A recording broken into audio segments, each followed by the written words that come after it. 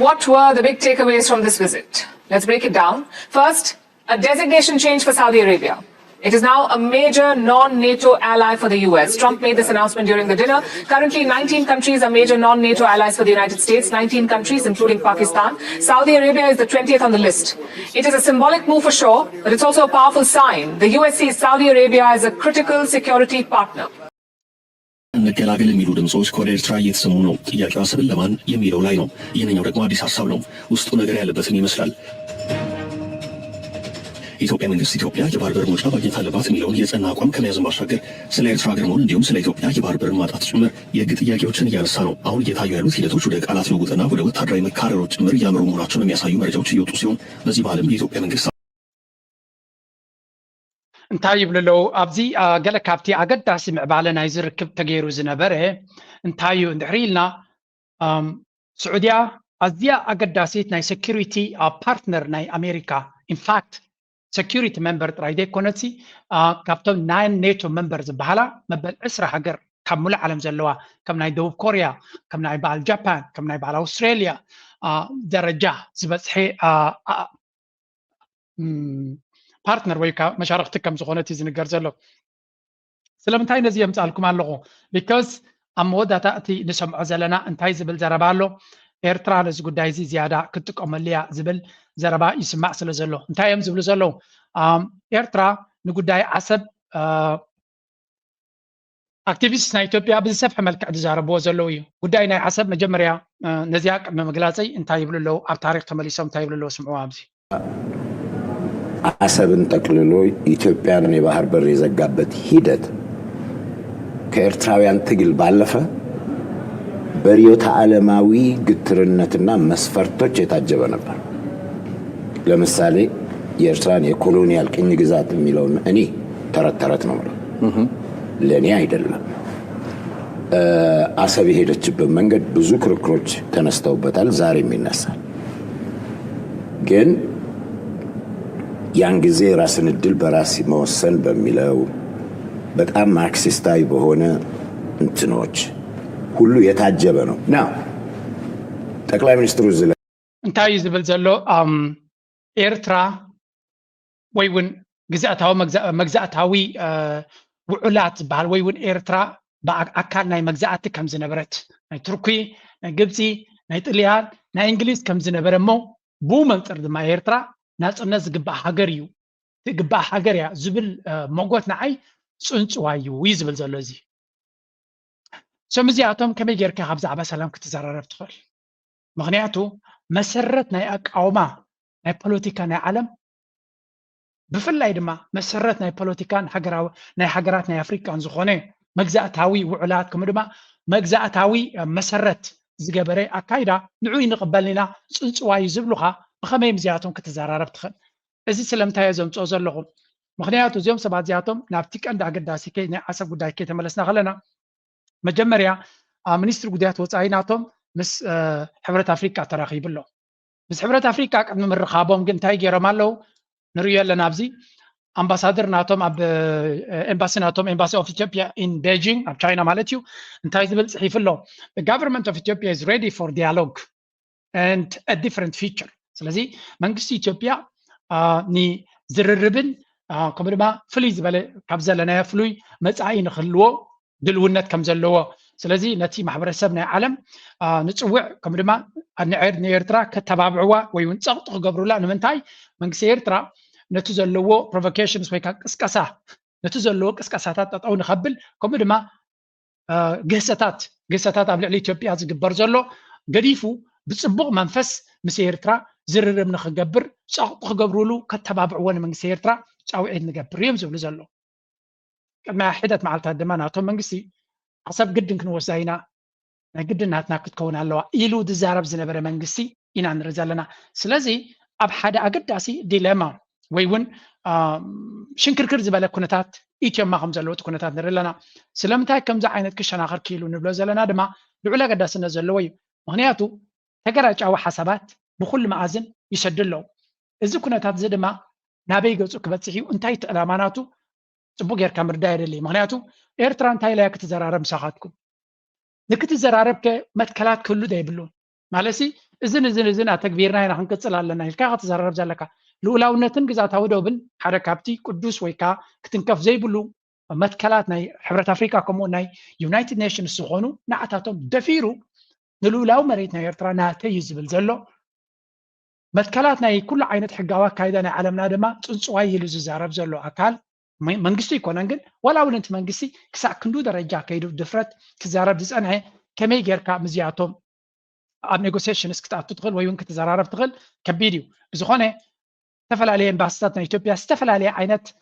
መደናገሪ ዝኾነ ዘረባ ይዛረብ ኣለዉ እቲ ፎሬን ሚኒስተር ናቶም እውን ምስ ሕብረት ኣፍሪካ ከም ተራኸበ ምስ ቸርማን ናይቲ ሕብረት ኣፍሪካ ዘሎ ከም ዝተራኸቡ ከም ተዘራረቡን ይገልጹ ኣለዉ እንታይ እዮም ተዘራሪቦም ዝብልዎ ዘለዉ መጀመርያ ብጉዳይ ናይ ሱዳን ከም ተዘራረቡ እንታይ መዓት ይወድእ ኣታ ጉዳይ ናይ ሱዳን እዚኣቶም እንታይ እዮም ክገብሩ ብጉዳይ ናይ ኢትዮጵያ ተዛረቡ ዝብሎም የለን ተዛሪቦም እዮም ብጉዳይ ናይ ኢትዮጵያ ግን ከምኡ ይበሃልኒ it's just ምክንያቱ ሃገር ትቃፀል ዘላ ሕብረት ኣፍሪካ ንባዕሉ ትርጉም ዘይብሉ ትካል ምዃኑ ብኡ ይፍለጥ ምክንያቱ ኣብ ኣዲስ ኣበባ ኮፍ ኢሉ ዘሎ 200 ኪሎ ሜትር ካብ ርሒቑ ድማ ዘሎ ፀገማት ኩልና ንሪኦ ኣለና ሕጂ ብጉዳይ ናይ ደቡብ ሱዳን ብጉዳይ ናይ ሱዳን ብጉዳይ ናይ ቀርኒ ኣፍሪካ ተዘራሪብና ይብሉ ኣለዉ ብርግፅ እቲ ሕብረት ኣፍሪካ ብጉዳይ ናይ ኤርትራ ናብ ኤርትራ ዝገብርዎ ዘለዉ ከምኡ ኩነታት ናይ ኢትዮጵያ ውሽጣዊ ኩነታት ናይ ኢትዮጵያ ንክዘራረቡ ፀቕጢ ክገብረሎም ከም ዝኽእል ፍሉጥ እዩ ነዚ ፎሬን ሚኒስተር ኣብ ልዕሊ ኤርትራ ኣዋጅ ናይ ኩናት ዘካየደ ቅድሚ ሒደት መዓልታት ዝኾነ ይኹን መልሲ ይኹን ኩነነ ክስዕብ ኣይረኣናን ስለዚ ኣገይን ዊሲ ናይ ሕብረት ኣፍሪካ ርኡይ ዝኾነ ድኽመት ኢና ንርኢ ዘለና እዚ ድኽመት እዚ ድማ መወዳእታ ናቱ እንታይ ክኸውን እዩ ዝተፈልጠ ነገር የለን ሕጂ ካልእ መዓዝን ለንቀነ ድመፅእ ዘሎ ድማ ክንርኢ ሓደ ካብቲ ዝብልዎ ዘሎ ብኩሉ መንገዲ ክንጥምቶ ስለ ዝኾንና እዚኣ እስከንስማዕ ናብ ወተሃደራዊ ገፅና ስግር ክንብል ኢና እቲ ናይ ዲፕሎማሲ ናይ ሕብረት ኣፍሪካ ርኢና ኣለና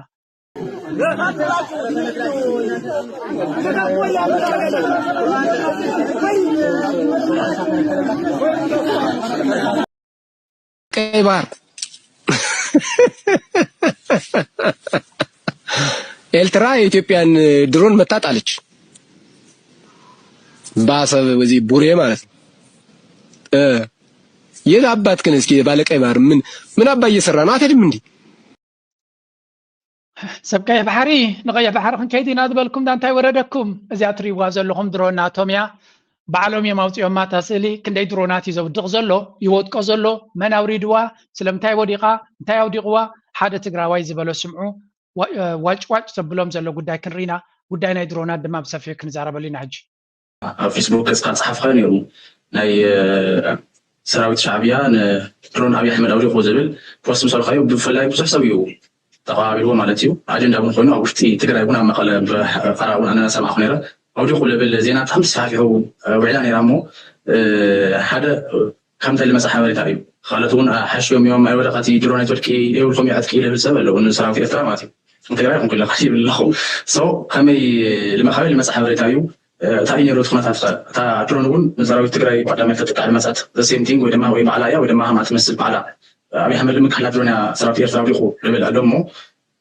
ካበይ ዝመፅእ ሓበሬታ እዩ ርክበለካ ሪኢት ሻዕብያ ኸ እንታይ ልኹነታ ያው ሓበሬታ ፅፁይ ሓበሬታ እዩ ሓቃዊ ሓበሬታ እዩ ኣብይ ኣሕመድ ቀልጢፉ እተን ናይቲ ድሮን እንታይ ዝበሃል ተሰባበረ ኣካላታ ቀልጢፉ ናብ ሚድያ ምምቕራቡ ያው ኣብ ሰራዊት እውን ዓብዪ ናይ ሞራል ውድቀት ዘስዕብ ቀልጢፉ ንክውገድ እዩ ገይሩ እታ ድሮን ግን ወዲቓ ስትራቴጂክ ድሮን እያ ስትራቴጂክ ድሮን ማለት ኣብ ትግራይ ኣብ ቀረባ እዋን መጥቃዕቲ ዝፈፀመት ዓይነት ድሮን ወይ ድማ ብሳይዘን ዓበይቲ ኮይነን ነዊሕ ርሕቀት ክኸዳ ዝኽእላ ዓብዪ ጉድኣትን ከብፅሓ ዝኽእል ዓይነታት ድሮን እዩ እተን ዓበይቲ ድሮናት ማለት እዩ ካብዘን ድሮናት እዚኣተን ሓንቲ ዝኾነት ድሮን ንስለያ ንሪኮነንሰንስ ወይ ድማ ከባቢ ንምስናዕ ኣብዚ ዝኸለትሉ እዋን ብሰራዊት ኤርትራ ተወቂዓ ወዲቓ እያ እዚ ፅቡቅ ሓበሬታ እዩ ሓቂ እዩ ካብኡ እንታይ ዓይነት ማለት ናይ ምብሽሻቅ ጉዳይ ኣይኮነን እዚ ሲሪየስ ጉዳይ እዩ ንህልውና ጉዳይ እዩ ንህልውና ኢና እናወሲና ህዝቢ ትግራይ ህላው ከይረጋገፀ እውን ደው ዝብል መጀመርያ እቲ ምስጋና ኣብ ልዕሊ ሰራዊት ኤርትራ ዘሎ መጀመርያ ኤርትራ ድሮን ናይ ኣቢ ከተውድቕ ብምኻላ ብናይ ኣምሓራ ሚድያ ብናይ ዝተፈላለዩ ናይ ኢትዮጵያ ሚድያታት ክወፅእ ኢና ኣለና እዚ ስለዚ ዘይተፈስወ ጨኑን እዩ ጭብጢ ብዘለዎ ቀደም ዝወደቐ ክኸውን ይኽእል ግን this is happening ንዓና ናይ ኤርትራውያን እንታይ ትርጉም ኣለዎ እዚ it's a very important one ምክንያቱ ሓደ ብተደጋጋሚ ንሰምዖ ዘለና ዘረባ እዩ ንሱ ድማ ኣብ ኤርትራ ብተደጋጋሚ ኣፅዋር ይመፅእ ከም ዘሎ ዝነግር ሓበሬታ ናይ ነተን ነፈርቲ ዝንቀሳቀሳ ዘለዋ ትራክት ዝገብርዎን ሰባት ይገልጹ ኣለዉ ኣብዘን ዝሓለፈ መዓልቲ ዝነበረ ሕጂ እውን ኣብ ዝሓለፈ ሕደት ሓደ መዓልቲ ገይሩ ይልኸውን ሜቢ ኣደኖ ካልእ መንገዲ ቀይራ ካብ ኢራን ዝተበገሰት እዮም ዝብሉ ዘለዉ ናብ ኤርትራ so Belarus based Rada Airlines ሽም ናይታ ኤርፕላን ሂቦም flew today from Tehran ካብ ኢራን ናብ ኤርትራ ፍላይ ከም ዝገበረት likely arriving at either Massawa or Asmara ናብ ኣስመራ ወይ ባፅዕ ከም ዝወረደት notably the aircraft did not follow the usual route over the UAE and the Gulf of Aden ስለዚ መንገዲ ቀይራ ከባቢ ኢማራት ዘይኮነ ብኻልእ መንገዲ ገይራ ብግብፂ ገለ ገይራ ናብ ኤርትራ ክትመፅእ ከም ዝኻለት እዮም ዝነግሩ ዘለዉ እዚ ሓበሬታ እዚ ድማ ብዙሕ ግዜ ነቲ ዘለዎም ሳተላይት ኢሜጅስ ሓዊሶም ነቲ ናይታ ነፋሪት ዝተጓዓዘቶ እዮም ዝገልፁ ሕጂ እንታይ ኢና ንርኢ ዘለና ኤርትራ ተደጋጋሚ ወታደራዊ ዓቕምናታ እናሓየለ ይኸይድ ኣሎ ምናልባት ኤርትራ ድሮን ኣለዎ የብላን ገለ ናይ ዓቢ ካድረታት እዮም ዝያዳ ፅቡቅ ሓበሬታ ዝቡና ንዓና ስለምንታይ ዝብል ንሳቶም ፍርህ ስለ ዘሎም ንኤርትራ ኤርትራ ድኽምቲ ዓቕሚ ከም ዘይብላ ክገልፁ እዮም ዝደልዩ ዝበዝሕ ግዜ ድማ ከምኦም ዝብሉ ዝኣረገ ሰራዊት ዶ ከምዚ እዮም ዝብሉ ግን ኤርትራ ትወዞ ቴክኖሎጂካዊ ስጉምቲ ድማ ኩሉ ግዜ እዮም ዝርእይዎ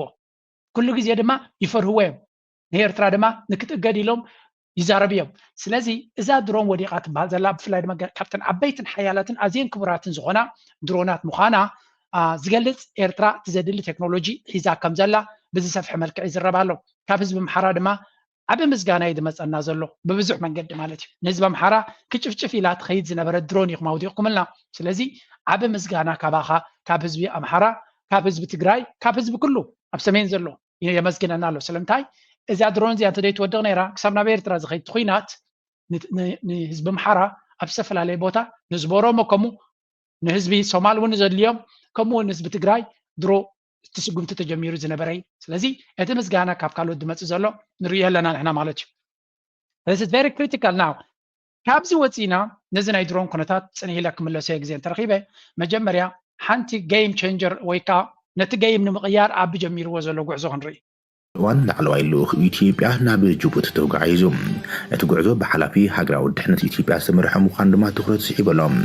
ግብፂ ንሃገራት ገማግም ቀይሕ ባሕሪ ከምኡን ወሽመጥ ባሕሪ ዓደን ዝዘርግሐ ዕብለላ ተጠናክሮ ከም ዘላ ፀብፃባት ይወፅኦም ዘሎም ብዋና ዳይሬክተር ሃገራዊ ኣገልግሎት ስልያን ፀጥታን ኣምባሳደር ሬድዋን ሑሴን ዝምራሕ ጉጅለ ልኡኽ መንግስቲ ኢትዮጵያ ምስ ጅቡታዊ መዘንኡም ፍረ ዘለዎ ዘተ ከም ዘካየደ ማዕኸና ዜና መንግስቲ ኢትዮጵያ ፀብፂበን እቲ ናብ ጅቡቲ ዝኣተው ዋና ዳይሬክተር ኣገልግሎት ሃገራዊ ስልያን ፀጥታን ኢትዮጵያ ኣምባሳደር ሬድዋን ሑሴን ዝምራሕ ልኡኽ ምስ ጅቡታዊ መዘንኡም ዕሙቕ ዝበለ ዘተ እዋናዊ ኩነታት ከም ዘካይዱ ተገሊፆም እቲ ናብ ጅቡቲ ዝኣተወ ብዋና ዳይሬክተር ሃገራዊ ኣገልግሎት ስልያን ፀጥታን ኣምባሳደር ሬድዋን ሑሴን ምክትል ዋና ዳይሬክተር እቲ ኤጀንሲ ጀነራል ሲሳይ ቶላን ዝምራሕ ልኡኽ ምስ ጅቡታዊ መዘንኡም ኣብ መንገድታት ፀጥታዊ ምትሕባርን ምጥንኻር ፍረ ዘለዎ ዘተ ከም ዘካይዱ ተገሊፆም እቲ ዘተ ክልቲኣዊ ዝምድናታት ንምጥንኻር ዝሕግዙ መንገድታት ዞባዊ ምትሕባር ፀጥታን ተዛመድቲ ጉዳያትን ዘተኮረ እዩ ተባሂሉ ዘሎ ግብፂ ንገማግም ቀይሕ ባሕሪ ዝኾና ሃገራት በዓል ኤርትራ ሱዳን ከምኡውን ሕጂ ድማ ጅቡቲ ምስ ሶማልያ ድማ ካብ ወሽመጥ ባሕሪ ዓደን ጥቡቕ ዝምድና ትምስርት ዘላ ኮይና እዚ ኣብ እቲ ዞባ እትገብሮ ዘላ ኮለላ ድማ ንኢትዮጵያ ንምኽባብ ዝዓለሙ ክኸውን ከም ዝኽእል ብዙሓት ፀብፃባት ይወፅኦም ዘሎም መንግስቲ ኢትዮጵያ ድማ ነቲ ብግብፂ እናንፅራለዩ ዘሎ ክባታት ንምስባር ዝተፈላለዩ ዲፕሎማስያዊ ፃዕርታት ይገብር ከም ዘሎም ፀብፃባት ዝወፁ ዘሎም ኣብ ጉዳይ ኤርትራ የካይዱ ዝነበረም ጥንክር ዝበለ ቅዋማት ኣብዚ ሕዚ እዋን ንላዘብ ዝብል ልዙብ ኣቀራርባ ሒዙ መፅሎም እንትኾነ ብወገን መሻርክቲ ግብፂ ምዃና እትግለፅ ኤርትራ ተረርቲ ግብረ መልስታት ንመንግስቲ ኢትዮጵያ ዝወሃቡ ዘሎም ከምዛ ዝረኣና እዚኣ እታ ጉዳይ ዝብለኩም ዘለኹ ኣብዚ ሓለፈ እዞም ሰባት እዚኣቶም ንኤርትራ ንምግባእ ኩሉ ዓይነት ፈተናን ኩሉ ዓይነት ታዲድን ኩሉ ዓይነት ፈኸራን ሸብዳዕዳዕን ክንሰምዕ ፀኒሕና ኢና ሕጂ ግን እንተስ ዓቕሞም ንዒቆም እንተስ ማሕበረሰብካ ገኒሕዎም ኣይብልኒ ኣብይ ኣሕመድ ዓቕሙ ስለ ዝነዓቐ ዘዋፅኦ ከም ዘይኮነ ፈሊጡ ስለ ዘሎ ብስምዒት ዝንቀሳቐስ ሰብ ስለ ዝኾነ ጀነራላቱንቲ ኩንነት ይርድኦም ስለ ዘሎ መልሓሶም ክቕይሩ ጀሚሮም ኣለዉ ስለዚ በቲ ሓደ ኩናት ዶ ሓይሉ ዶ ገለ ድንጋፆ ዶ ገለ ዶ ክረኽቡ በቲ ካልእ ድማ ምስ ኤርትራ ዕርቂ እንተዘይኮይኑ ወይ ብሰላም እንተዘይኮይኑ ብሓይሊ ደዋፅኣና ኣይኮነን ዝብል ካልኩሌሽን እዮም ዝጥቀሙ ዘለዉ and this is going to be a very important one because Abiy Ahmed ነዚያ ተግብሮ ዘላ እንታይ ምዃና መጀመርያ ነዛ ኩነታት እዚያ መን ክገልጸልና ይደል መሲልኩም let's go ሓደ ሰብ ነዚያ ኩነታት እዚያ አቢ ዝገብሮ ዘሎ ዝእመን ስራሕ ድዩ ክንኣምኖ ከንኽእልዶ ኣብ መወዳእታ ንምንታይ ከምኡ ይገብረና ኣሎ ክሳብ ክንደይ ከምዚ ሰብ እዚ ዲል ክትገብር ትኽእል እዚያ እስከ ናይ ጀዋርስ ከንስማዓዮ ንሱ ዝያዳ ድፈ on all measurements, on the military affairs, diplomatic affairs, economic affairs, Ethiopia has declined over the last 7 years. Its military is not where it was over the last, compared to 7 years ago. Its economy is not there. The social fracture is quite serious. So my argument is that Ethiopia is not in a position to impose its will over its neighbors because it is weak in so many measurements. You're asking me about the military. In the region, Ethiopia used to have one of the strongest military. Today as well, numerically, it has probably the largest military. The problem is for last 7 years, particularly for last 5 years, this army has been engaged in never-ending domestic war. Ethiopia, بنا جوار الجلالة أبزوان زي أمونج جوارن أبن زلو ودر روي زخونة في اللي زلو جوار بخلق عنقا excellent زخونة analysis كيف زغل أبجن كل زجبرو نريال لنا زبلة دمكاو زجدد إشالاو عند رازلو وتراينا رينا زلنا شو عت عمد بسلطان غير بإنجليش حنتي انترفيو بزخونة يكون ميديا كجبر زي كعليو PhD ناتو دما بإنجليش نيرو مغنياتو تديفنس ناتو تتيسس ناتو thesis ناتو ناي PhD thesis ناتو بإنجليش تسعيف زلو سلازي how come ناي PhD thesis كتصحف زخالة كم زيلو ماتيو حسب بإنجليش كقال زي كعلى شو عت عمد surprising حنسو نقدفو نايرتا بريزنت بعرب انترفيو غير نيرو انجليش حليفو تي ودر نخول له اجن تابلا له ኢትዮጵያ በቆጠባ በወታደራዊ ብ ካልእ ፀጥታዊ ኩነታት ኣብ ከቢድ ኩነታት እያ ዘላ ኣብ ከቢድ ኩነታት ዘላ ድማ የስ ብቁፅሪ ሓደ ክልተ ኢልካ ሰራዊት ብዝሕለና ገለ መለክት ትብል ትኽእል ትኸውን ግን ሰራዊት ናይ ኢትዮጵያ ኣብ ዝሓለፈ 5 ዓመት ብፍሉይ ኣብ ዲቕ ዝበለ ኩናት ምስ ፀላኢ ኢኮኖሚ ምስ ህዝቡ ምስ ኣካላቱ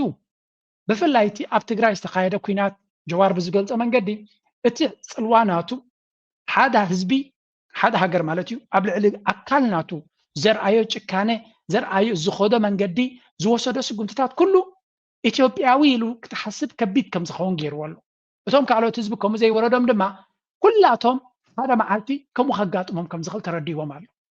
ንሓደ ኣካልናተይ ትብሎ ክሳብ ክንድዋ ሰይጢንካ ከምዚ ዓይነት ስጉምቲ ክትወስድ ትኽእል ንድሕሪ ኮይንካ ኣብ ሓደ ቦታ ከይትብሎ ድማ ቀፂሉ ኣብ ኣምሓራ ስለ ዝገብሮ ዘሎ ጥራይቲ ብሃገር ደረጃ ምስልጣን ኣብ ልዕሊ ኣምሓራ ዳይ ዘይተኸተሎ እምበር ኩሉ እቲ ዝገብሮ ዘሎ እቲ ሃገር ከም ሃገር ሓደ መንፈስ ከምዚ ህልዋ ገይርዋ እዩ ዝብል ኩሉ እዚ ኣብ ግምት ኢኻ ስለምንታይ ኤርትራ ሕጂ ኣብዚ እዋን እዚ ንተዓረቕዶ ንሸማገልዶ ንከምዚ ንኹንዶ ዝብል ዘረባ ንሰምዖ ዘለና ስለምንታይ ጥንቃቐ ክንገብረሉ ኣለና ንመለስ ኣብታ ናይ ሓሰብ ሓንቲ ካብቲ ብዙሕ ግዜ ዝዛረብዋ ዘለው እዚኣ ኤርትራ ንወደብ ዓሰብ እንታይ ትግበራ ሓያል ኤርትራውያን ኣካውንታት ኤርትራ ምስ ካልኦት ሃገራት ሽርክነት ጌራ ሽርክነት ክትከፍት ኣለዋ ዝብል ዘረባ መፅኡ ኣሎ ሓደ ካብቲ ኣብ ቅድሚት ታይሪአኩም ነይረ ስዑድያ ምስ ኤርትራ ዘለዋ ሽርክነት ሪና ስዑድያ ምስ ኣሜሪካ ኣገዳሲት ስትራቴጂካዊ ናይ ሴኪሪቲ ይኹን ናይ ቁጠባ ፓርትነር ኮይና ኣላ ናብ ኔቶ መንበር ተባሂላ ኣላ ስለዚ ኤርትራ ምስ ስዑድያ ኣብ ወደብ ዓሰብ ሓደ ዓብ ዲል ክትገብር ትኽኢላ ኮመርሻል እስከ ወታደራዊ ንግደፎ ኮመርሻል ዲል ኤርትራ ምስ ስዑድያ ክትገብር እንተትኽእል እቲ ዝበለፀ ዲል ይከውን ዝኽእል እንኮላይ ድሓን ወላ ግብፅን ስዑድያን እውን ክልቲኦም ብሓደ ጌርካ ኣብ ዓሰብ ክግበር እንተዝኽእል ስለምንታይ ከምኡ ይበሃል ኣሎ ከምዚ ብሪቶ ስለምንታይ ብብዝሒ ይመፅእ ኣሎ መሲልኩም ሓደ ስዑድያ ምስ ኩሎም ሱፐር ፓወርስ ዓብ ዝምድና ዘለዋ እያ ምስ ኣሜሪካ ዘለዋ ንሪኦ ኣለና ዝለዓለ ዕምቆት ዘለዎ ምስ ኤውሮጳ ምስ ራሽያ ዝለዓለ ዕምቆት ዘለዎ ሽርክነት ኣለዋ ምስ ቻይና ድማ ከምኡ ስለዚ ስዑድያ ኣብዚ ቦታ እዚ ምምፃእ ስዑድያ ድማ ገንዘባ ጫሕ እንድሕር ኣቢላትሉ እቲ ቦታ እቲ ሓደ ንስዑድያ ልዑል ኣገዳስነት ይክቦ ምክንያቱ ስትራቴጂካሊ ክትሪኦ ከለካ ንስዑድያ እቲ ዝበለፀ ቦታ ክኾኖም እዩ ምክንያቱ እቲ ኩሉ ኣፍ ደገ ባሕር ናይ ቀይ ባሕር ዘለዎም ብኤርትራ ወገን ኣብ ጅቡቲ ኣትዮም ኣለዉ ግን ምስ ጅቡቲ ብዙሓት እዮም ተሻሪኾም ዘለው ኣብ ኤርትራ ኣብ ዓሰብ እንድሕሪ ምስ ኤርትራ ኮይኖም ክሰርሑ ጀሚሮም ግን ኤርትራ ዝቐረበት ጎረቤታን ናይ ነዊሕ ዓመት ሽርክነት ዘለዋ መሻርክታ ስዑድያ እያ ስለምንታይ ከም ይብለኩም ኣለኹ እዛ ናይ ስዑድያ ኣይ ሆፕ ኤርትራ ስጉምቲ ክትወስደላ ተስፋ ንገብር ምክንያቱ እዞም ጎረቤትና ኩሉ ግዜ ኣንጻርና ስለ ዝኸዱ እንታይ ገብሩ ኣለዉ ረኣዩ ብዚ ነዚያ ድማ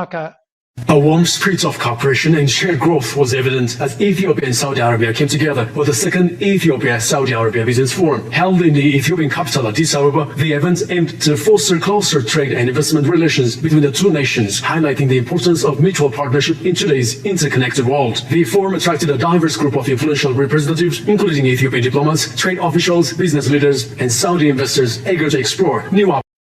እዚ ትሪእዎ ደለኹም ኣብ ኣዲስ ኣበባ ናይ ክንደይ መዓልትታት ዝተገበረ ናይ ቢዝነስ ፎረም እዩ ነይሩ እዚ ልዕሊ 100 ስዑዳውያን ኢንቨስተራት ተሳተፍዎ ዋዕላ ኢትዮጵያን ስዑድያን እዩ ስለዚ ሓንቲ ካብቲ ታርጌት ገይሮማ ዘለዉ ዋላ እቲ ሆርን ሪቪው ተደጋጋሚ ዝፀሓፈ ነገር እንተሎ ንግብፂ ኣብ ጎኒ ኢትዮጵያ ክንገብራ ክንክእል ኣለና ዝብል እዩ ስለዚ እቲ ፈተነ ናቶም ዕዳጋ ኣለና ሕርሻ ቦታ ኣለና ንስዑድያ ዘድሊ ነገር ኣለዎም እዩ የብሎም ንብል የለና ምክንያቱ ስዑድያ ብዙሕ ቡን ትገዝእ ሃገር እያ ካባቶም መግቢ ብዙሕ መግቢ ማይ እንኮላይ በብዝሕ ትገዝእ ካባቶም ስለዚ ዓብ ንግዲ ዘለዋ እዮም ሳቶም ካብ ዝገርቲ ኣለሙዲ ድባል ስዑድያዊ እዩ ስለዚ ኣብ ግምት እቲኻ ኢትዮጵያ ክንምንታይ ምስዑድያ ርክብ ከም ዘለዋ ምግማቱ ከቢድ ኣይኮነን ሕጂ ንስዑድያ ግድን ኣብ ጎንና ክንገብራ ኣለና ዝኣመሰለ ኣካይዳ ንርኢ ኣለና ስዑድያ ድማ ምስ ኤርትራ ፅቡቅ ዝምድና ኣለዋ ምክንያቱ ሬድ ሲ ፎረም ኣሎ ካልእ ንሰኪሪቲ ናታ ድማ ኣገዳሲት ኤርትራ ስለዚ ከምቲ ንብሎ ፀናሕና ኤርትራ ምስ ስዑድያ ሓደ ንግዳዊ ዲል እንድሕር ገይራ ብዓሰብ መጀመርያ ንኢትዮጵያ ብዓሰብ ንክትመፅእ ክትገድዳ ትኽእል እያ this is the beauty of the whole situation ስለምንታይ ዓብ ንግዲ ኣለዋ እቲ ኣነ ዝገብሮ ዘለኹ ንግዲ ሕጂ እኳ ታጁራ ሒዛ ስለ ዘላ ብታጁራ ክወፅእ ኣለዎ ክትብል ትኽእል ኢኻ ግን ብኤርትራ ብዓሰብ እውን ንክወፅእ ተፅዕኖ ክትገብር ትኽእል እያ ምክንያቱ ንባዕላ እውን ብሳት እውን ትቋፃፀሮ ካውን ስለ ዝድለ ብሓፈሻ ስዑድያ would be a very nice a very practical partner ንኤርትራ ኣብ ጉዳይ ናይ ዓሰብ ክኸውን ከሎ ኢትዮጵያ ድማ ንሓዋሩ ክደፍሮ ዘይትኽእል ንሱ ነይሩ እንተኾነ እዚ ኩነታት እዚ I really hope ኤርትራ ገለ ነገር ክትገብረልና ተስፋ ንገብር ምክንያቱ ብደምናን ረሃፅናን ንመዋዕልና ክንከላኸል ዘዝፀገበ መራሒ መጋበርያ ኮ ኮይኑ ክመፀና ዝፈቱ ኤርትራዊ የለን ኣይነውቶም ኤርትራ በይና ጥራይ ክትከዶ ትብሉ ኣለኹም ሪኢቶኹም እዩ we respect that ከም ሪኢቶ ዘለኩም ኣለዉ ኣነ እንከባኹም ኣይኮንኩን ኣነ ኤርትራ ኣብ ቁጠባን ቴክኖሎጂያን ጥራይ ፎከስ ክትገብር ተኮይና ሓደ ካብቲ ቀንዲ ፈተና ናይ ዝባሕሪ እዩ እዞም ጎረቤትና ዘይድቅስሉ ኩላቶም ድማ ከመይ እዮም ዝብሉ ስለዚ ነዛ ጉዳይ እዚኣ ከምዚ ኣብዚ ኢሎሞ ዘለዉ ኢትዮጵያውያን ድማ ድሮ ነዛ ጉዳይ ናትና ሰሚዖማ ብዛዕባ ብዙሕ ይዛረቡ ኣለዉ ኤርትራ ንዓሰብ ንካልኦት ክትባ ከም ትኽእል ይብሉ ኣለዉ እዚ በዓላቶም ዘረብዎ ዘለዉ ዳርጋ ብ 3 4 5 ናይ ኣቢ ካድረታት ዝወፅእ ሓበሬታ እየ ዝነግረኩም ዘለዉ ኤርትራውያን ንዓሰብ ምስ ካልእ ናብ ሽርክነት ክወስድዋ እዮም እዚ ድማ እዩ ዘብሎም ዘሎ ምክንያቱ ንሳቶም ክንወራ ኢና ብሓይሊ ክንወስዳ ኢና እዮም ዝብሉና ዘሎ ነቲ ናትና ኤርትራ እቲ ናትና ልኡላዊ መሬት ብሓይሊ ክንወስዶ ኢና እዮም ዝብሉ ዘለዉ ስለዚ ኤርትራ ኣብ ከምዚ ኩነታት ከላ ዘድሊ ስጉምቲ ጌራ ውቲላ ነቲ ዘሎ ፅልዋ ንዓታቶም ፀፊዓ ሓንሳብ እናሓዋሩን መፍትሒ ግን ረብሓ ከዓ ንረኽበሉ ንድሕነትና ንልኡላውነትና ንግዛታዊ ዋሕድነትና ንቐፃልነትና ስቃ ዘይፈጥረልና ፓርትነር ከነምፅእ ከለና ማለት እዩ እዚ ናይ ኩሉ ኤርትራዊ ባህጊ እናበልና የብልጽግናው ሹም ህወሓት ለዳግም ጦርነት እየተዘጋጀ ነው ሲሉ ከሰሱ። ለዚህ ደግሞ የውስጥና የውጭ ኃይሎችን ተጠቅሞ አካባቢውን ሊያተራምስ ነው ሲሉ ማክሏል። ህወሓት ፋኖና ኦላ በሻዕቢያ አስተባባሪነት ተነሱብን የሚለው በብልጽግናው መንደር ዋነኛ አጀንዳ መሆን ከጀመረ ሰነባብቷል። በወልቃይት ቀጠና የብልጽግና ሹም የሆኑት አቶ አሸተ ደምለውም ዛሬ የሁመራ ኤርፖርት ዳግም ወደ አገልግሎት መመለስን ተከትሎ ባስተላለፉት መልእክት ላይ ህወሓት ጦርነት ለመክፈት እየተዘጋጀ ነው በሚል ከሷል። ድርጅቱን ሲፈጽምብን የኖረው ቅኝ ግዛት ነው በሚል የሆነ ከምንሪኦ ዘለና ኩናትን ወረ ኩናትን ዳርጋ ቀዳማይ አጀንዳ ናይዚ ብልጽግና ኮይኑ ዘሎ እዩ። ሕጂ ድማ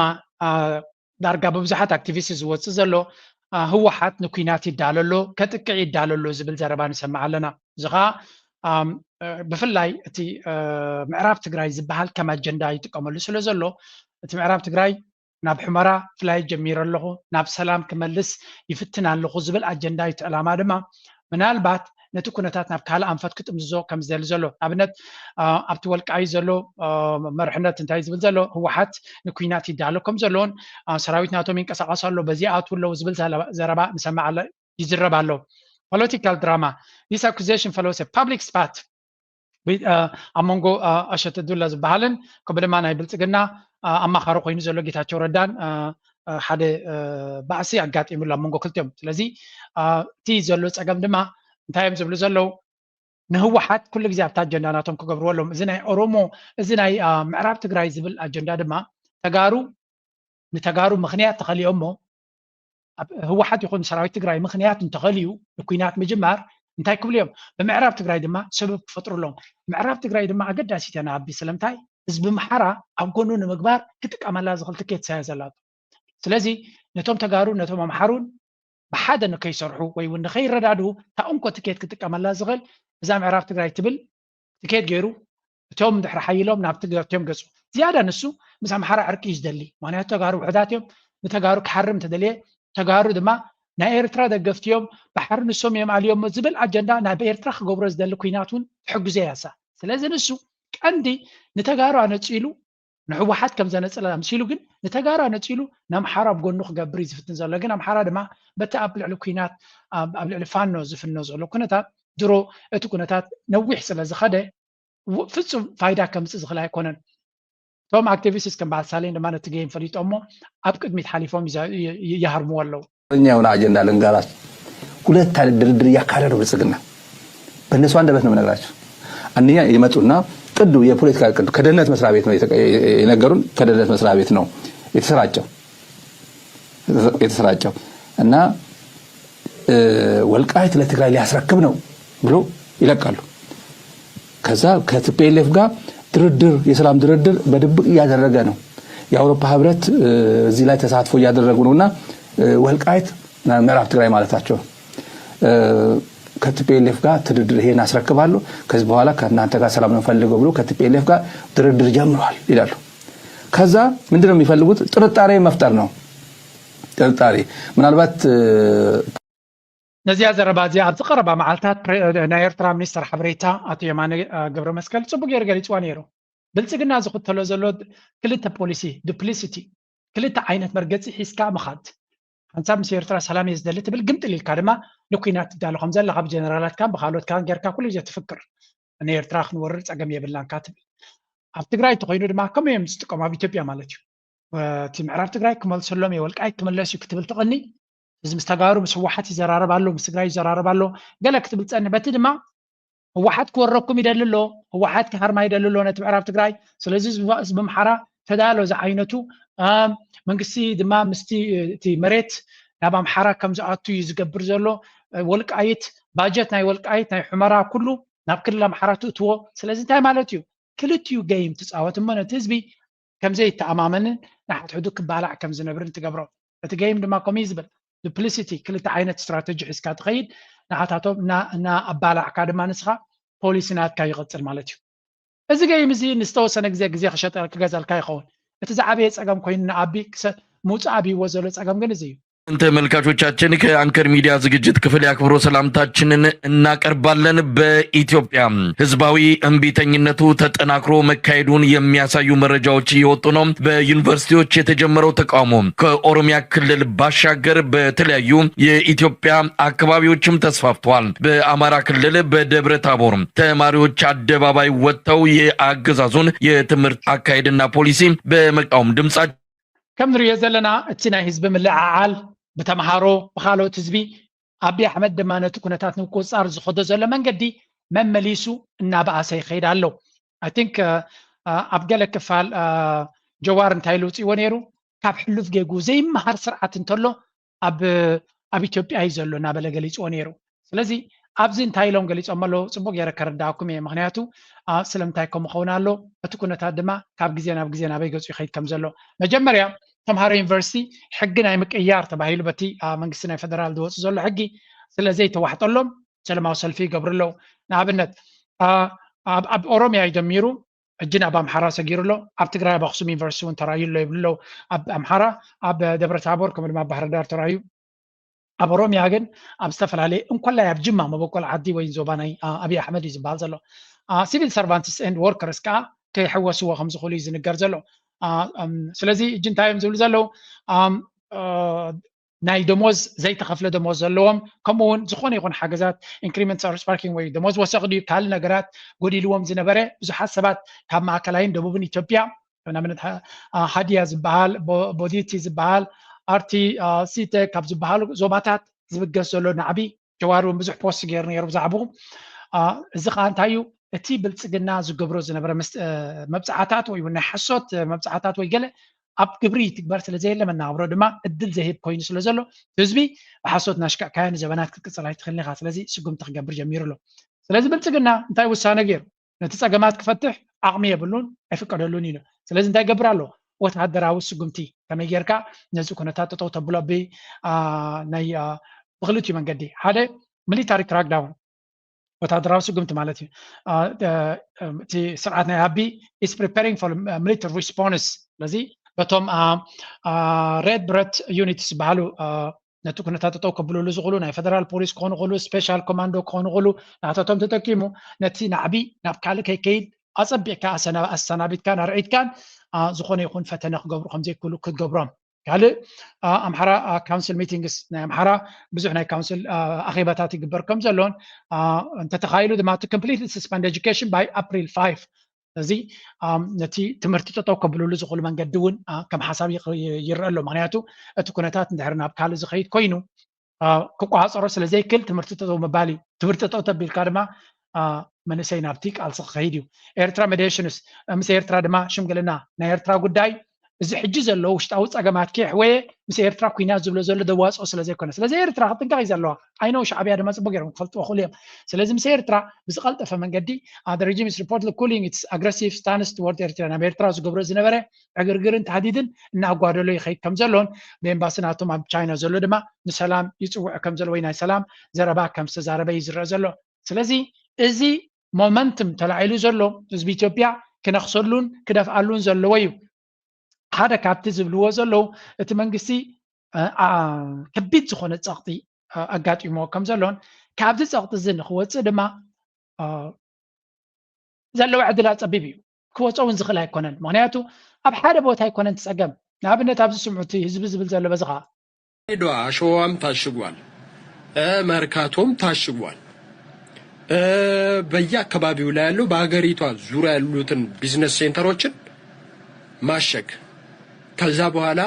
የሚፈልጉትን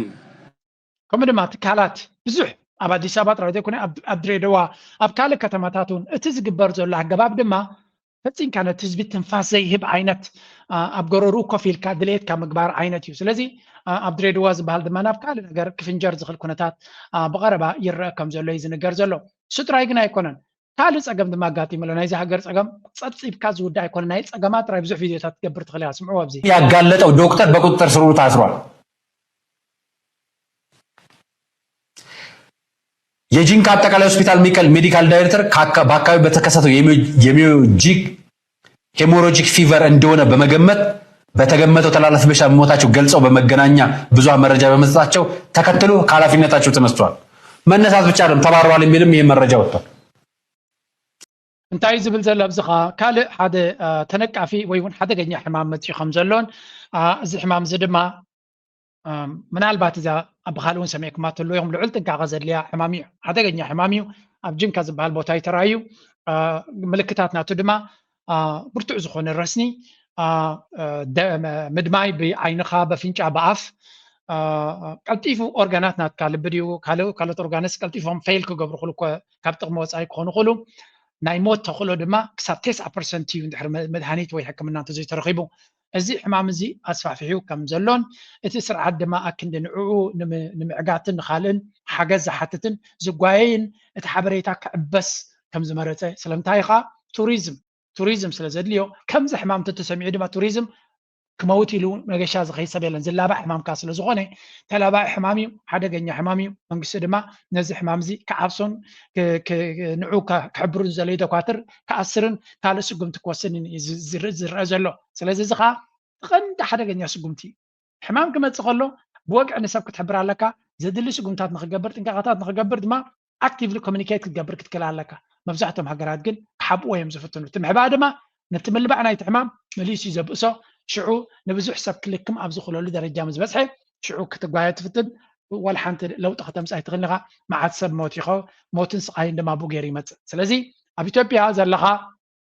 ብዘይገድስ ኣበይ ቦታ ኣለኻ ፕሊስ ነዚ ሓበሬታ እዚኣ ዋላ ቆሪፅኩም ኣብፅሕሎም ልዑል ጥንቃቐ ዘድልዮ ኩነታት ከም ዝኾነ ምፍላጥ የድሊ أنا دم أنا زيك خبري دلي በሽታው ዝም ብሎ ያስፋፋው ነበር እንዲስፋፋ ዝም ቢል ኖሮ ባለበት ላይ እድገት ሰጡት ነበር ስለተናገረና ሀገር እንዲድን ህዝብ እንዲድን ስለጠየቀ ጤና ጥበቃው እንዲደርስ እንደ $300,000 ከወርልድ ባንክ አግኝታችሁ እንደ ከዓለም ጤና ድርጅት بحفش أنت يوم زول زلوا أكندي نتحمام كتقاصروا تقايو نتوم نحمام نخو قاصروا رجنا برو نتحبريت أنا بزبك خيط زجبرو ما صار دمه كنا منتاي لاقصي به ودك سبات مخانون بفتشم به ود زيجاتات زي قد السرعات لناتو كتعلنت لناتو أجندة أنت رايزنا بركم زخونة يزن الجرزلهم أوكي زي حرك خون كله إذا زغتل وتهدر عود ما نقتل معناته شجرون بزح سل زخونة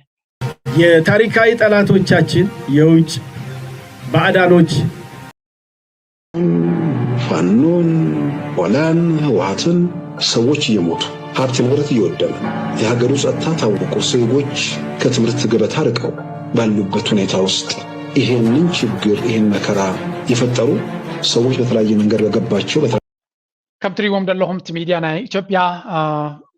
በቃ ነቲ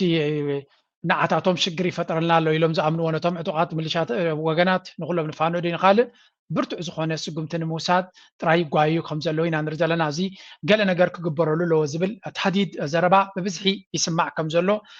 ነቶም ሓይልታት ድማ ዓብ ኩነነ ክትገብር ፃዕሪ ዝግበር ዘሎ ኣብዚኣ ግን ሓንቲ ነገር ኣገዳሲት ነገር ክበኩም እየ ምክንያቱ እቲ ናይ ኣብ መንጎ ፋኖ ዝኸዶ ዘሎ ካልኦት ነቶም ካልኦት ሓይልታት ካብ ስራሕ ተኣልዮም ዝነበሩ ከመይ ኢሎም ናብ ስራሕ ከም ዝብለሱ ይገብሮም ከም ዘሎ ንኽንፈልጥ ድማ ምክንያቱ ሽግር ናቶም ኣይውዳእን ኣብዚ ስምዑ To argue that a war with Eritrea, for example, wouldn't be a simple two-state affair. You argued that Ethiopia's rebel forces, the Tigrayan army, Amhara Fano, the Ola in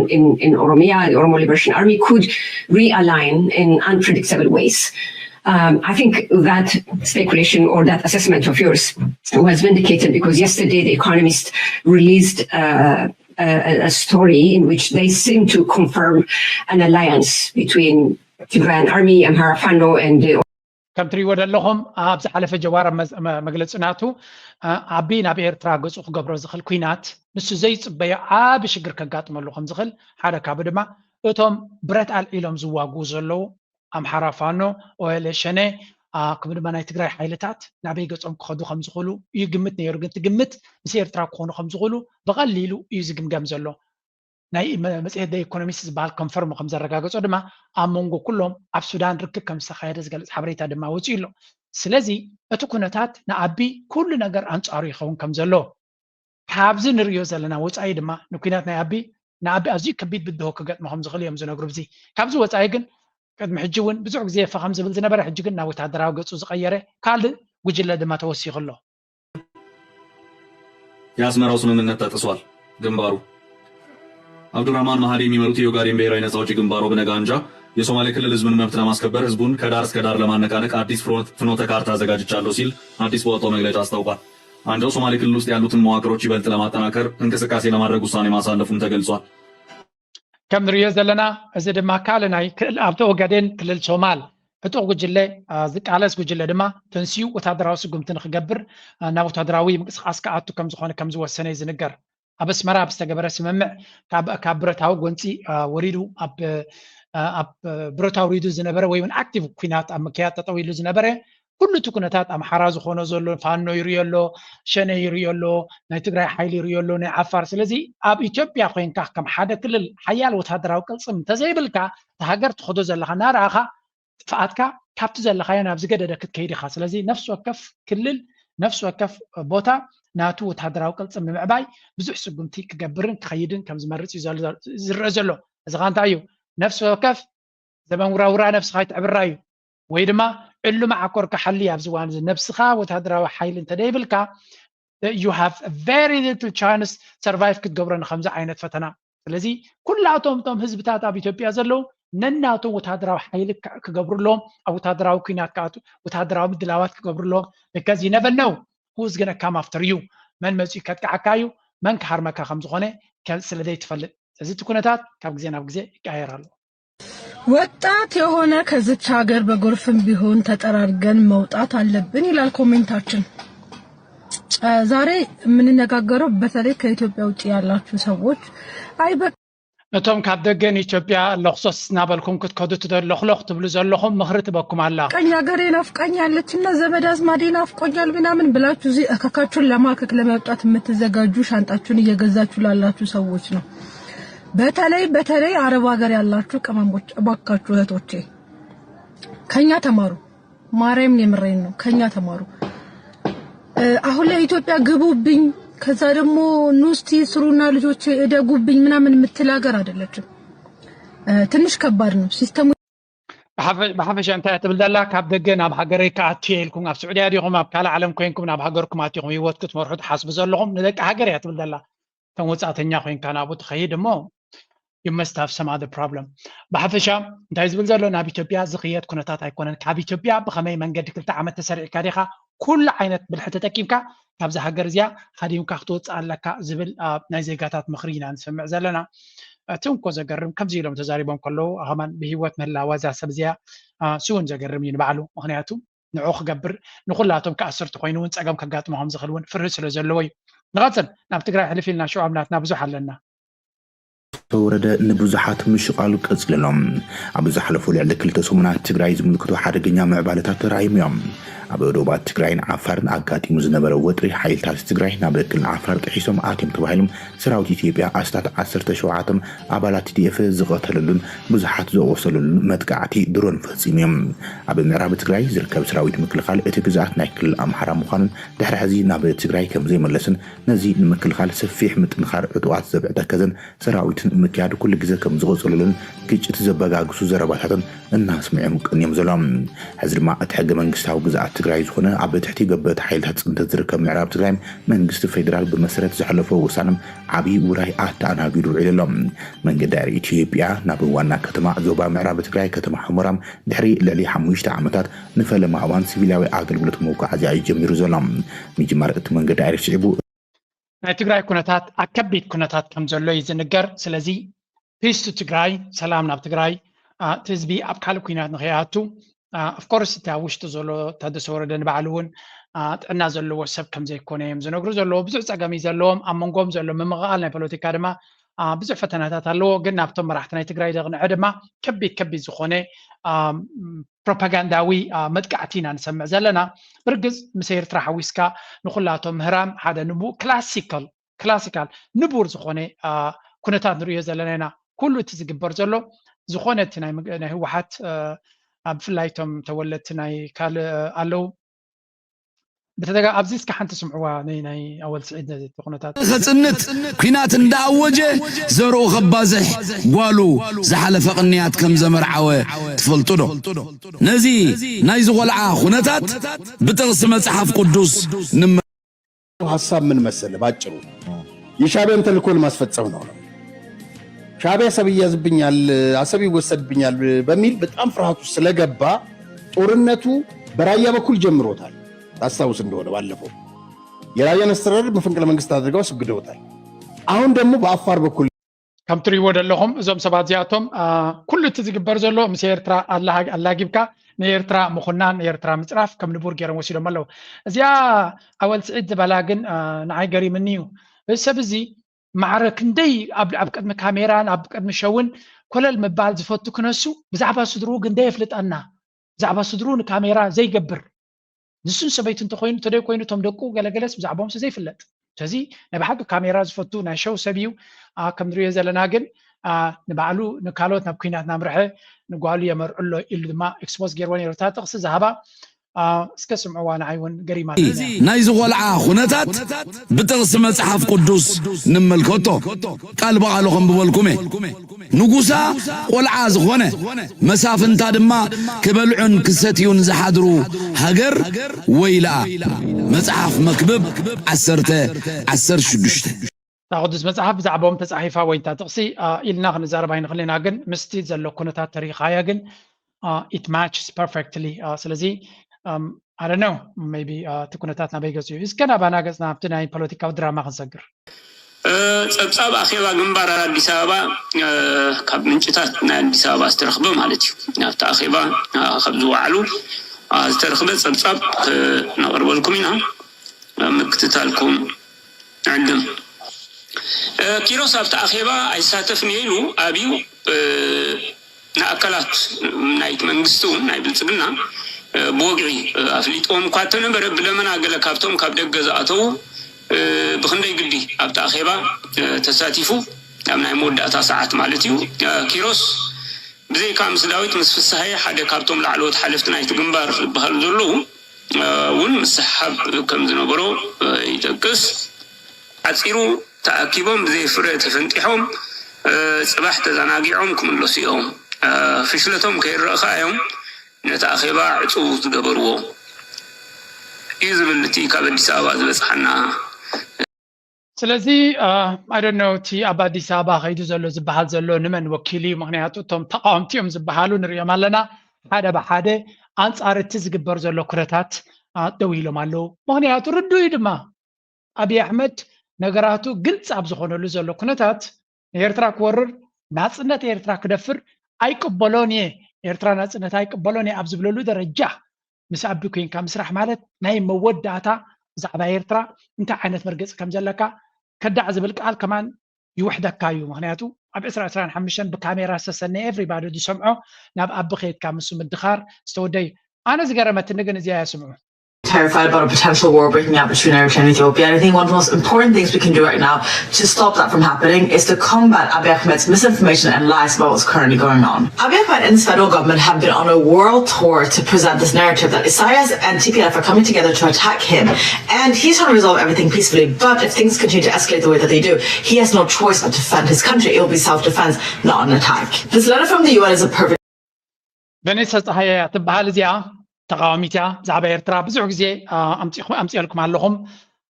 ግን እንታይ ኢለ ነይራነ ናተይ ቀይሕ መስመር ሓደ ኤርትራዊ ተቃዋሚ ክኸውን ይኽእል ደጋፊ ክኸውን ይኽእል ሓደ ሰብ ግን ኣብ ከምዚ ዓይነት ንናፅነትን ልኡላውነትን ኤርትራ መርገፂ ናቱ ኣበይ እንትፍሊጥካዮ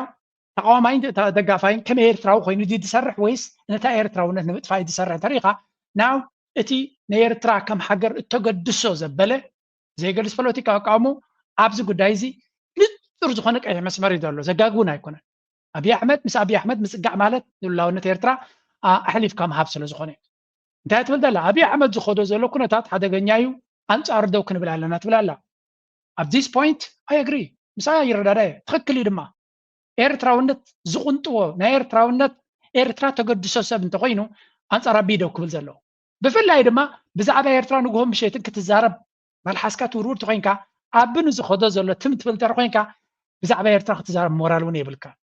ምክንያቱ ኦኬ ክትዛረብ ትኽእል ኢኻ ዝኽልክለካ የለን ኣፍካ ሚድያኻ ኣለካ ክትዛረብ ትኽእል ኢኻ ኤርትራዊ ግን ኣብዛ ሕጂ ክፈርደካ ዝኽእል ዲሞክራሲ ድዩ ፍትሒ ድዩ ገለ ድዩ ኢልካ ክትዛረብ ካላርሲ መሰል ኣለካ ክትዛረብ ግን ንኤርትራ ብዋጋዕ ዳጋ ናይ ኤርትራ ዲኻ ነዚ ትዛረብ ዘለኻ ወይ እውን እቲ ትብሎ ዘለኻ ንህዝቢ ኤርትራ ሓሲብካ ዲኻ ወይስ ኣጀንዳ ካለ ስለ ዘለካ እዩ ኢልና ንጥርጥር ነርና እቲ ኣጀንዳ ዝነበሮ ሰብ ድማ ሕጂ ጋሕዲ ኮይኑ ዘሎ ክንደይ ሰብ ግን ኣሎ መርገፂ ኣነፂሩ ዘይዛረብ ምክንያቱ ነዚያ ሰብ እዚኣ ብዙሓት ኣታክ ከም ዝገብርዋ ሹር እየ ምክንያቱ ተቃዋሚ ዝበሃል ብዛዕባ ኤርትራ ልኡላውነታ ክገሃስ ከሎ ውንስቕ ክብል ኣሎ ንኣቢ ዝድግፉ ሰባት ኣለዉ ኣቢ ተበገስ በጃኻ ንዓባ ድሮናትካ ተጠቐመሉ ኢሎም ዝምህለሉ ሰባት ኣሎ ስለዚ መን እዩ ንኤርትራ ከም ሃገር ተቐቢሉ ናይ ኤርትራ ጽቡቕ ነገር ወይ ናብ ኤርትራ ለውጢ ናይ ፖለቲካ ገለ ክህልዎ ዝደሊ እዚ መሰል እዩ ሰብ ኣብ ኤርትራ ለውጢ ንክደሊ ወይ እውን ካልእ ዓይነት ምሕደራ ዝደሊ ክብል መሰል እዩ ንኤርትራ ግን ከም ሃገር ንክትህሉ ተቐበሎ ዲኻ ይትቐበሎን እዩ ንምስ ኣቢ ድሕሪ ትኸውን ኮንካ ኣብዚ እዋን እዚ ኣገዳሲ ኣይኮነ ናትካ ፍትሕተ ዲሞክራሲ ሸቐጥ እዩ ንዓና ንኤርትራ ኣብ ከምዚ መድረኽ ግን ኣብ ጎኒ ኤርትራ ኮንካ ኣብ ጎኒ መንግስቲ ከይትኸውን ትኽእል ኢኻ ናትካ ፀገም ክህልወካ ክእል ኣብ ጎኒ ኤርትራ ኮንካ ኤርትራ ንኤርትራ ክወርር ኣብይ ኣሕመድ ዝጥቀመሉ ዘሎ ሽጣራ ኩሉ ናብ ቅድሚ ዓለም ኣምፂኻ ኤክስፖዝ ክትገብሮ ግዴታኻ እዩ ንኤርትራ ሓለፋይ ትገብረላን ኢኻ ሓለፋ ኣይኮነን እዚ ግዴታና እዩ ኣብይ ኣሕመድ ንኤርትራ ንሉላውነትና ናይቲ ኩሉ ዝተኸፍለ ዋጋ ንዕኡ ሓሺሹ ነቲ ሃገር ሓንቲ ክልል ናይ ኢትዮጵያ ክገብራ እዩ ዘሉ ዘሎ ኪኑ እውን ጋዛ ክገብራ እዩ ዝብል ዘሎ ስለዚ ናይዛ ቨኔሳ ኣብዛ ጉዳይ እዚኣ ዝገበረታ ፅቡቕ እዩ ብዙሓት ሰባት ሾክ ኮይኖም ኣሎ በዚ ናታ ስለምንታይ ንኤርትራ ንሉላውነታ ደጊፍካ ኢሎም ንምንታይ ሽዩጣት ብሽም ፍትሕን ዲሞክራሲን ዝሽቅጡ ሰባት ከም ዘለዎ ድማሪና ኣለና ንውሕ ዝበለ ዘረባያ ተዛሪባ ንኣቢ ቻሌንጅ ክንገብሮ ክንክእል ኣለና ንሉላውነት ኤርትራ ክደፍር የብሉን ኩሉ ዝገብሮ ዘሎ ኣብ ደገ ባሕሪ ብንግዲ ኮነ ዝደሊ ዘሎ እያ ትብል نوع زبالة زربة نشيل اسمعي. Example of that. In this letter, they claim that the Eritrean government is the main architect of the situation, that the Ethiopian government is just taking a defensive position, but that they don't have indefinite restraint. Now, no one hates the Eritrean government more than me, but in a situation where a war might be approaching and you're trying to target the actors that are actually starting the war and building towards a war. زعما من كسر إيرترا بزح ما يتزارب زلا بزون. But that's secondary. بزعما إيرترا سب نتاي مرقص لو أقدر سيناي. أنا أتو كل بزي أنا نتاي مرقص أنا جري أبزي. هو حتى إيرترا خط فأنا عمتها تقتيله. الجيل من قدش اللي صغيره مش هو حتى أميننا لنا. مش تقرأ إليت مالتي. سب أبينا متكلم مساخة ويبل أبي كم مساخة قام فلا لي خبر أيه قد عسي. مس أبدا ويلي زول سب كم تقام وقت حسبي تخليها. كم إيرترا ونك تحسبون كفيديو. باي ذا واي أبتشارترنا إيرترا كده عزب بهال نسألأي نتحجر كتف نزل زول زت حبابر يزبل. ስለዚህ ኣብዚ ትጸላኢና ኣትካ ንጹር ንኤርትራ ክወርድ ክደሊ ከሎ ኖ ንኤርትራ ይትወራኒ ኢኻ ዝብል እንተኮይኑ ናይ ኤርትራ ህላወ እውን ዘገድሶ እዩ ስለዚ ሰብ እዚ ዝተቃወመ እውን ቅቡል ኢና እቲ ነገር ኣብዚኣ እዋን እዚኣ ስቕ ኢሉ ልዕሊ ኩሉ ድማ ምስ ኣቢ ኮይኑ ዘጣቅዕ ዘሎ ድማ ፍሉጥ እዩ ስለዚ ንሳ ትብሎ ዘላ ኣብዚ ንኣቢ ኣፍ ደገ ባሕሪ ብሓይሊ ክወስድ እዩ ዘሊ ዘሎ እምበር ናይ ንግዲ ሽርክነት እውን ኣይኮነን ዝሓትት እያ ትብል እሱ ድማ ንጹር እዩ ብዙሕ ትንተና ዘድልዮ ኣይኮነን ኣብዚኣ ጽቡቕ ስራሕ ሰሪሓ ክብላ ይኽእል እየ ተኻሊ ግን ኣብ ካልእ ግዜ ክንተሓሳሰበሉ ንኽእል ክንዛር ዲቤት ንገብረሉ ኢና ኣብዚ ገብረቶ ግን እዚኣ ቪድዮ እዚኣ ኣገዳሲት እያ ሰባት ኣብዚ እዋን ነዚ ክብሉ ይኽእሉ ዳይክእሉን ንዓይ መምዘኒ ናይ ከም ኤርትራዊ ኮንካ ዲኻ ትቃወም ወይስ ዝተሸጥካ ኢኻ በዚኻ ክንፈርደካ ንኽእል ንቐፅል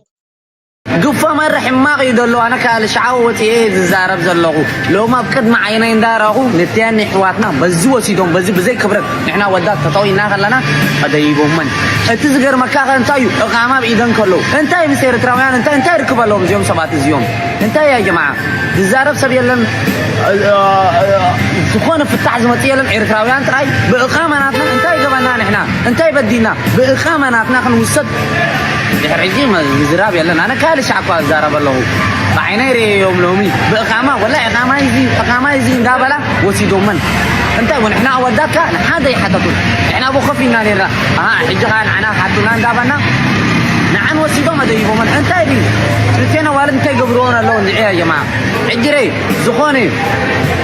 طبقه يكون ولا زخونه قالتي ثانيه يكون ولا دجد لها تزارب له زي مسلك احنا وسي سلازلنا حقها كنزارب تقام يبلان امين اذا زربازيا كل ايرتراوي نابتي تشارج دي افير نا ايرترا كتب صعوا كونكشن ناتو زلكم اب انترنت دليك رقب هيكون كالكون ولا بيكسون اكاونت ناتهم حيال غزي ساعات تطفيق لكم هيك لكن مزا فيديو بغباري سيرش غيرك رقم هيك كالكون سلازي اذا ملقت زيا سددوا لهم يقوم ايرتراوي بحقه منقد قاما زلو كغفف يبلون ماي جودنس كاب غبص دما I mean, somebody has to stop these people. Ertra abzakada kuwarad yabulun. Embassy na Ertra dema nazu gudaizi. Ziyom sabaziatum kanat me embassy hibro de ma hibro na abtizar ba kwai taqsunyam. Gen embassy na Ertra abtizar lo bota nazu gudaizi qadamanat kubo desiblan nane. Naza video zi ana wana abzika ala nisabat ksada. Salazi bihigaw nizna birsab ab kullu na Ertra de sadat kru khallo khana qollach zamsalay but I'm really angry نزيك سمع كله I hope نزيك كفال كوريسكم connection استلكم نفتم charge the affair na Ertra بتبوت هذا اللون يصدوا لهم تصفى قبر because unacceptable يزي قبول هيكون أنا باي وجن كريه خلهم بحنجن كل جزء بألوتا كانوا يدون هيدلني حنتي نتوم إيرتراويان أبوغاندا زلو حنتي فيديو نيرات إننا عطاتهم تملكت if I can find it but it midline بعلو ناس الشونس لازم يزلوا. They're a bit far, beautiful than us. I'm Eritrea or Ethiopia. You see? Guys, you subscribe. All the vibes, all the love. Have you ever tried Basha coffee or food? Yeah, Basha, they are good. And you Now, you have a question for me. now, but this time I want Eritrea or Ethiopia because. أبزي ناي إيرتراويان بزعبة إيرتراويان سي وغانداويان تاي سمعت هالو ميلا انترفيو تقبر نوح زبالة فيديو اندياغن انتاي يمزبلو إيرتراويان والد بغاتيام يبلو قصي لهم دما نا إيرترا نقر دسي زبلنا إيرترا كابانا العلد باليوم هبتاماتيوم غنزبالوم ساقاتات هالوم يمزبلو حانت كابزيا فلي لازر حبكوا أبو غاندان زلو دما أبو كومبليمنت مالتيو نا إيرترا مقبت صبغيو نا إيرترا نبابرات صبغيو كما إيرتراويان كنكون أبناتهم ترى ديكونس أبنا يوغاندا سوسايتون مقبي إنجرا كمتص جميرو لا يمزبلو قبل الإيرتراويان دما عبي أخبروت هالوم ويل دان إيرتراويان سلواناتكم إنفلونس نا إيرترا تسبح وصل زلهم كبر علني حيال ندحر خوينكا صعرام ندحر خوينكا قطبان تلكا عالم ددعريخات خيد سلازي ابجوبا خو غيركم درفتاتنا ايرترا فيلمتاتنا ايرترا بهلنا ايرترا كبور كم زخون غيركم وبسرحكم بسعرهم ابو غاندا دما تمساسالي this is called the power of influence ጽቡቅ ኸይድ ተለኻ ጽቡቅ ትሰርሕ ተለኻ ኩሉ ግዜ ሰብ ይኽብረካዩ ስለዚ ኣብዚ ብዙሕ ግዜ ብዛዕባ ኤርትራውያን ኣካይዳናቶም ፃዕርናቶም ባህልናቶም ኣካይዳ ቡናቶም መግብናቶም ጽቡቅ እዩ ዝብል ሰብ ናቱን ተኽቢሩ ናቱን ድሕሪ ሒዙ ንናቱ ጽቡቅ ገይሩ ድሕሪ ሒዙ ካልእ ሰብ ክስሕብ ናይ ግድን እዩ ስለዚ ኤርትራውያን ዓቢ ቦታ ቡጋንዳ እናሓዙ ይመፁ ኣለው ስቲል ናይ ኤርትራውያን ድማ ሓያላት ናይ ቢዝነስ ፒፕል ጽቡቅ ኦርጋናይዜሽን ዘለዎም እዮም ዝብሉ ዘለው ኣነ ድማ ተሓጒሰ ከም ኤርትራዊ ኩሉ ሕማቕ ኣይኮነን ዘሎ ብዙሕ ጽቡቕ እዩ ዘሎ ኣገናዕ ክብለኩም ይደሊ ኩሉ ግዜ ባሉታ ከነልዕለኩም ኣይንደሊና ስራሕኩም እዚ ናይ ሎማ ኣርእስቲ ኣብዚ ጉዳይ ላይክ ግበሩ ሸር ግበሩ ርእቶኹምን ሓሳብኩምን ድማ ግለፁ ኣብ ካልእ ትሕሶ ክሳብ ንራኸብ እዚኣ ክገድፈኩም